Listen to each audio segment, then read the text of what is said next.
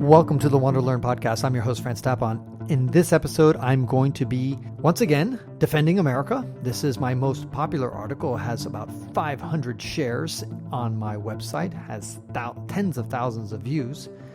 And it's part 4 of my 5-part series called What Americans Can Teach Europeans. So it's a little bit hard to follow along because I have a lot of graphs and pictures and things like that on my website on this article, but I think it totally makes sense even if you just listen to it. So I will go ahead and read it, and I hope you enjoy it and share it recklessly with lots of people who say that Americans are ignorant. So let's examine geography first. For example, someone from Slovakia often feels smart because he can name at least 10 countries near him and explain what's basically going on there. He says Americans are stupid because they can't do this. Humans are regionally focused. Today, for the average human, that radius of interest and knowledge might be about 500 kilometers. For someone in Nebraska, that means being able to name 10 states around him. For someone in Belgium, that means 10 countries. The level of geographic knowledge is effectively the same. Europe and the United States are roughly the same size. Although it's true that a Nebraskan won't find Belgium on the map, it's also true that a Belgian won't find Kansas on the map. And, by the way, neither will find Togo or Cambodia on the map. People are generally ignorant of anything that is beyond their geographic radius of knowledge. The same goes for being aware of what's going on.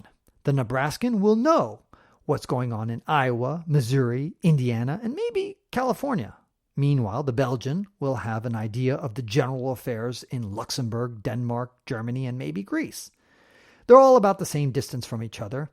The only difference is that one crosses country lines while the other crosses state lines. And of course, the American won't know what's going on in those European countries, just like the European won't know what's going on in those particular American states. Americans won't know about the floods in Romania any more than a Romanian will know about the tornadoes in Oklahoma. However, the European persists and says that Americans don't know anything about world events, and yet everyone knows what's going on in America. In fact, one Latvian told me she was upset because she knows so much about America. And Americans don't know anything about Latvia.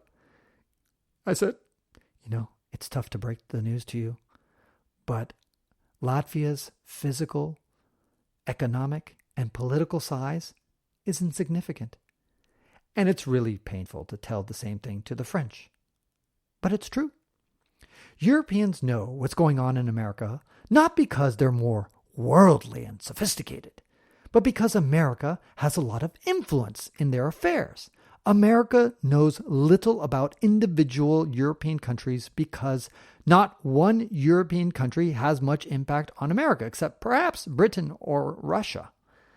Most Europeans don't know much more than Americans about what's going on in Uruguay, New Zealand, and Namibia, because those countries are far and insignificant to them. And those countries don't give a shit about all those tiny European countries either. In addition, educated Europeans who do know lots of stuff about the world often compare themselves with non-educated Americans. They walk through New York and tell people, "Hi, I'm from Bulgaria. Do you know where that is?" And then they're horrified that New Yorkers don't know crap about Bulgaria and conclude that Americans are geographically ignorant idiots, unlike the brilliant Bulgarians. Meanwhile, a girl from Laos goes to Bulgaria and asks the people she meets, "Do you know where Laos is?" You can guess the response. So please, folks, listen. Compare an educated, well-traveled American with an educated, well-traveled European. Or compare an American on the street with the European on the street. Either way, you'll discover the difference isn't that big. Most who complain about these issues come from countries much smaller than the United States. The smaller the country, the more they're forced to look outside because they quickly exhaust the business and travel opportunities in their own country. Go live in Belgium and see how fast you get bored. People who live in big countries can spend their whole lives there and not get bored. It's not that we're more stupid or have a bad education, although both of these may be true, but it's primarily because learning about a big country is complex enough. Now, should Americans learn more about the world and its languages? Absolutely. We should all be flogged for our ignorance. And we should also flog ignorant people from other big countries like the Chinese, the Brazilians, the Russians, and the French. Why the French? Well, their country is smaller than Texas, so what's wrong with that? Well, it's always a good idea to flog the French whenever you get a chance. In short, it's true that Americans are ignorant about world affairs, and it's a shame given how much influence the United States has globally. However, Europeans are also pretty ignorant about affairs outside of Europe, which is their geographic focus. They know about America and China because these two large economies influence everybody's lives. Yes, Europeans know more about Africa and Asia than Americans, but Americans often know more about Central and South America than Europeans. Another common criticism about Americans is that we don't travel internationally. Again, the scale distorts everything. A Hungarian feels well-traveled because he's been to 10 countries. However, most of them are probably near Hungary. If someone from Iowa logs the same miles as a Hungarian, she won't even leave the United States. At best, she'll have visited Mexico and Canada or the Caribbean, which is what many Americans do. In other words, the Iowan might feel well-traveled if he's been to 10 states. Each state in America is about the size of a European country. Germany is the size of Montana. Poland is the size of New Mexico. Slovenia is the size of New Jersey. Belarus is the size of Kansas. And Greece is the size of Alabama. And by the way, as a side note here, it's not in the article, but another reason we didn't travel much internationally in the past, prior to 9/11, is that we didn't need to have a passport to travel to Canada and Mexico and the Caribbean islands. We could just do it with a driver's license. So as a result, only about 20% of Americans even had a passport. And Europeans would point that out and say, look at that, only 20% of Americans have a passport. Every European has a passport. Right, because in Europe, you couldn't travel more than 100 kilometers before you needed a passport to get out of the country. And there was much more force. But Americans could travel quite a bit of areas without a passport. Now, all that changed after September 11, when the United States started to implement this. And now the passport ratio has gone from 1 in 5 to 1 in 3. And I think pretty soon it should go to half. And I think, if I'm not mistaken, the United States might, in fact, even force Americans to eventually adopt a passport. But don't quote me on that. I think I just heard that somewhere. But don't quote me. Anyway, regardless, passport ownership is going up. And as a result, the tedious process of getting a passport, since you've got to do it anyway in order to go to Mexico or Canada nowadays, or the Caribbean, now that they have the passport, they say, well, now, okay, I'll go to visit Europe or Asia or South America or other places now that they have it. But in the past, people just didn't want to deal with the hassle. Anyway, that's a complete side note. All right, back to the article. We're halfway done. Americans are criticized for not speaking foreign languages. Geography explains this quite a bit. The Netherlands is a tiny country which is surrounded by countries that don't speak Dutch. They don't speak foreign languages because they want to. They do it because they have to.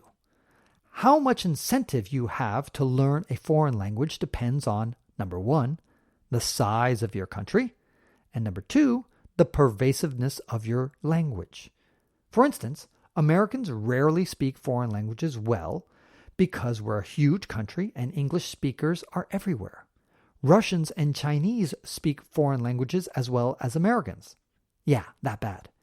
Neither of these big countries with their pervasive languages has much incentive to learn anything else. Slovenians live in a tiny country, and few outside their country speak Slovenian, so they must learn multiple languages. It's not that Americans are stupid or Slovenians are smart. Everyone is just practical. Furthermore, most Europeans can speak only their native tongue. My favorite pastime is asking Europeans if they speak a foreign language. The results are dismal. The true polyglots come from countries where just a few million people speak their language, places like Andorra, Slovenia, or the Nordic. And finally, ignorance often goes hand in hand with being provincials, and Europeans are far more provincial than Americans. Wherever you are in Europe, ask the people you meet where they're from. The answer is almost always the same. I'm from here. They were born and raised in the town you meet them in. They still live there, and they have no plans to leave. Stanford University researchers have found a strong correspondence between the genetics and geographic origins of Europeans. In fact, 90% of Europeans live within 700 kilometers, that's about 400 miles, of where they were born. And 50% live within 300 kilometers of where they were born. Ask the same question in America, and you'll rarely get such an answer. People are usually immigrants, even if it means moving from Chicago to Miami. In San Francisco, people often are shocked when I tell them that I was born and raised here. Wow, I've never met anyone who was born here. You're a native. They make it sound like I'm a Native American. Because Americans move around much more than Europeans, Americans are less provincial than Europeans. In fact, Europe is so ridiculously provincial that most of their countries are far from unified. Spain and Switzerland each have 4 language regions in their small countries. That alone discourages them from moving around within their country. And the idea of moving a few hundred kilometers to live in a neighboring country is scary. Italians are so regionally focused that they hardly know what's happening on the other side of the local hill. One reason so many strong European dialects persist is that people refuse to venture far. Eastern Europeans are filled with so many prejudices about people who live just a few hundred kilometers away from them because they spent so little time there. Instead, they find jobs locally, they marry locally, and they die locally. Conclusion. I am embarrassed that Americans are so poorly traveled and so bad at geography and languages.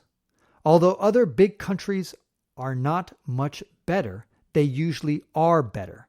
And yes, Europeans do in fact know more about geography and world affairs than most Americans. However, the difference is not as big as Europeans like to believe. Moreover, I wish the American media devoted as much time to news from developing nations as the European media does. On the other hand, I often assume that other countries know much more about the world than Americans, and I'm often disappointed to learn that it's not accurate. In conclusion, it's true, Americans are ignorant about many things. However, Europeans are hardly much better, and sometimes their provincialism makes them worse. I hope you've enjoyed part 4 of this 5-part series. Share it. This article about ignorance struck a nerve because, like I said, it's one of my most popular articles on my website. In the article, if you go to search for Defending American Ignorance, you'll find a few graphs, but I'll summarize them quite easily. Pew Research poll show that people are quite interested in news from the United States. They follow it closely all over the world, and it's pretty much universal. And that Americans with more education are more interested in news from abroad. That's another thing that this Pew Research poll showed. And also they're interested in news from other countries. And Americans are also more interested in news about Russia than Russia is interested in the United States. Let me repeat that. Americans are more interested in news about Russia than Russians are interested in news about the United States. So there's something to be said there. So enjoy this series. Hope you go back and listen to the rest of it.